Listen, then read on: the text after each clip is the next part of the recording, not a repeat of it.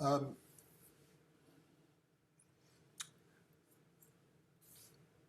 so I want to share a couple of thoughts. There's a few people on the Zoom.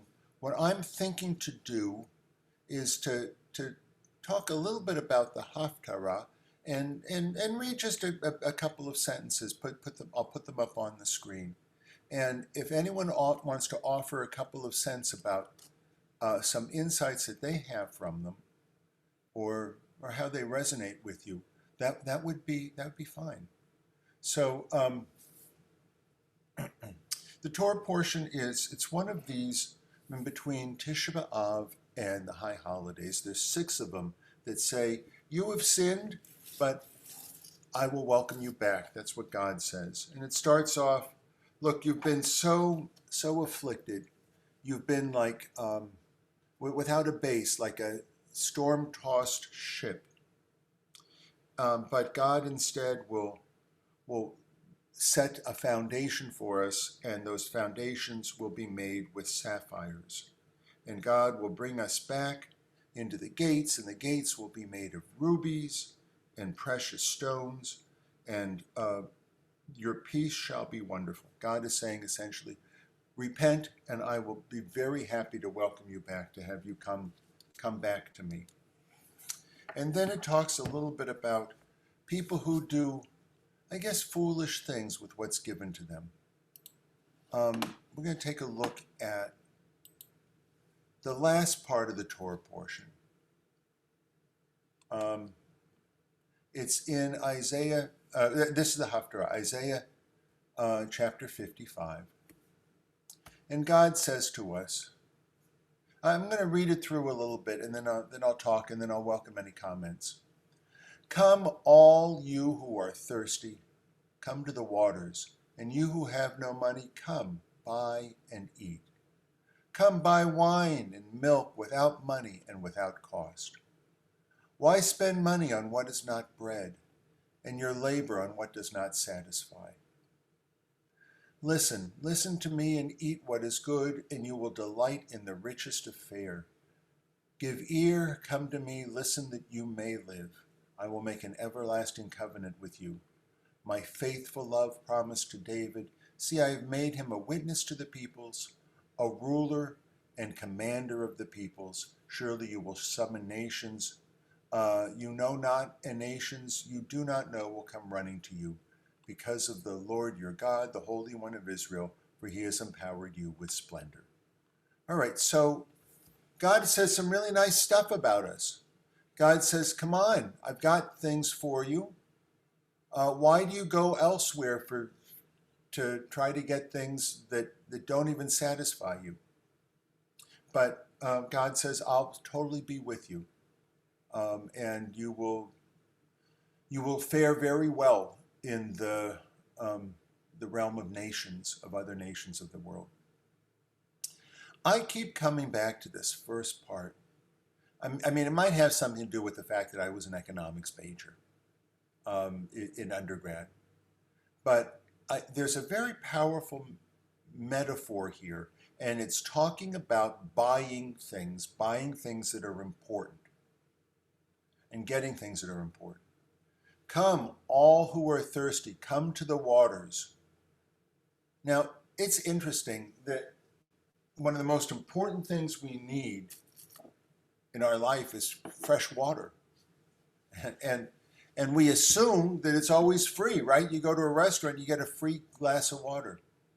I wonder how much it costs a restaurant to give you a free glass of water. They got to have the glass, they got to have it clean, they got to have an ice maker, they've got to pay somebody, the time to get it for you, and then they got to pick it up and clean the thing the next time. I bet you that if you went over and actually itemized how much time is involved in making sure that you get free water, it probably costs $1, maybe $2. And if you go to places and ask for a free cup of water, then they give you the cup, but and then they got to pay for that too. But water is really important, but we take it so for granted. I often compare if me as a rabbi was in business trying to sell something. What is my product line? Well, the product line is religion. It's faith. It's all that everything that has to do with faith. And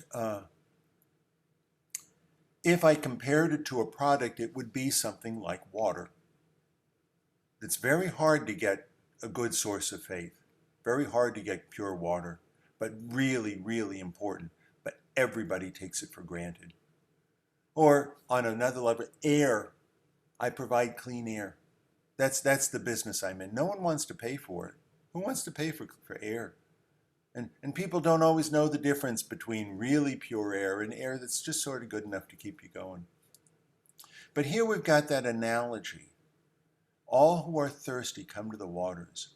And thirsty, what are you thirsty for? You're thirsty for faith. It's an analogy, for a metaphor for faith. Water is faith here.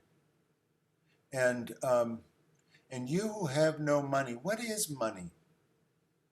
Money is a human-made creation that says that if you have it, you're entitled to a certain amount. Well, God says you're entitled to eat, whether you have money or not, from God's point of view. And you who have no money, come, buy. It's as though you're going to purchase it and own it and eat. Come buy wine and milk without money and without cost. Well, who owns the wine and the milk? Well, you could say, well, the person that planted the vineyard, that owns the vineyard, and the farmer that has the cow. Yeah, but whose cow is it really? Whose vines are they really? Whose grapes are they really? They're really God's. And so, if God says, I put these on this earth, and I didn't charge people money for the seeds, I didn't charge them for the land, it's really my land. You guys are playing this game called life with my marbles. That's what God says. Everything is mine. And the way to play it right is to spread it out to people who need it. Come for waters. Come get sustenance, wine, milk, eat. You don't need money for it. God is saying that you don't need it to come to me for sustenance. Come to God for sustenance, but also it's a metaphor for us, how to treat others. Look at this next sentence. Why spend money on what isn't bread and your labor on what does not satisfy? So on one level it's saying, why do you spend all your devotions and give your sacrifices to foreign gods, to idols? Why do you worship the work of your hands? It doesn't really satisfy. There's not much substance to it. Turn instead to God and you'll get sustenance. Labor for God and you'll get sustenance. Listen to me and eat what is good. That's the same thing. Listening to God is like eating what is good, and you will delight in the richest of fare. You will find blessings in life among the richest. Come, give ear and come to me. Listen that you may live. All right, so here we have this analogy, and I'm going to open it up if anyone has any comments. Any of these lines strike you as interesting? And if so, how?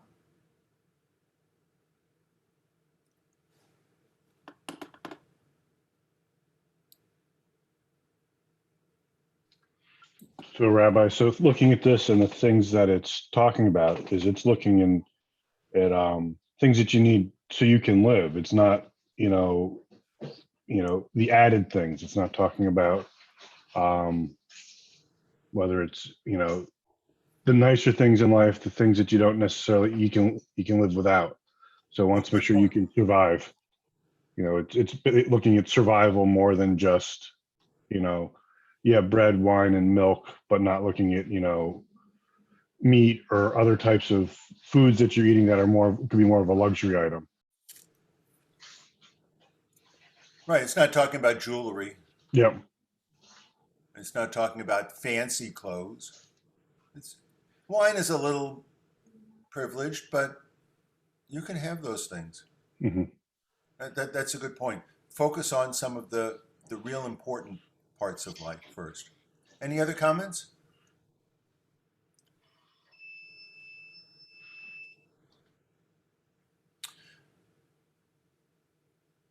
Uh, I look at this and I derive a lot from it. It makes me think that the line between the stuff that I have and the stuff that you have that divides it, my stuff and your stuff, that line is mostly an illusion. The more stuff you have, the more responsibility you have to share it. I think that we follow God's example from this. I love this concept. Everyone has a right to be able to have food. But even if they don't have money, they have a right to have water, even if they don't have money. So there's so many different levels. It's turned to God, the true God, who really provides all kinds of spiritual sustenance. And it also is follow my example, follow the metaphor, and do this in life. This has been a big guide for me, and I can tell you that the more that you realize the stuff that you have is flowing through you, not ending in you, the more that you have that, the more that you will delight in the richest of fare. The more that you will feel really, the more generous you are, the more wealthy you feel. And you'll have a tremendous amount of delight. Anyways, with that,